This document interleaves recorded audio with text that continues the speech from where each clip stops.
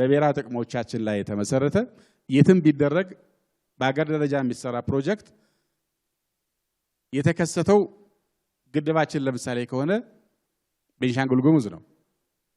የሰራ ሁሉም ኢትዮጵያዊ ነው የኮራ ሁሉም ኢትዮጵያዊ ነው ከፍ ያለችው ኢትዮጵያ በጋራ ናት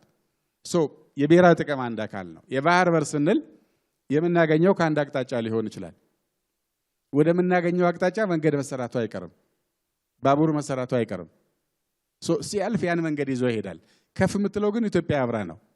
ሶ ብሔራዊ ጥቅሞች ሲባሉ ብሔራዊ ጉዳዮች ሲባሉ ቤት በኩል ያልፋል አይደለም ማን ይበልጥ ይሰራዋል አይደለም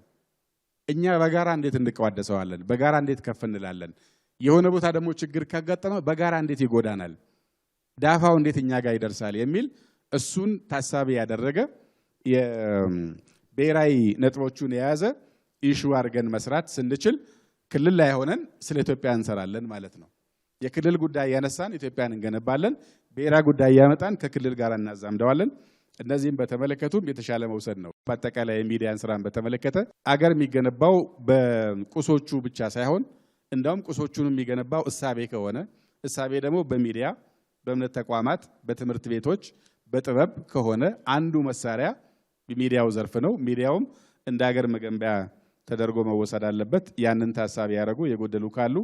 ማየት ይቻላል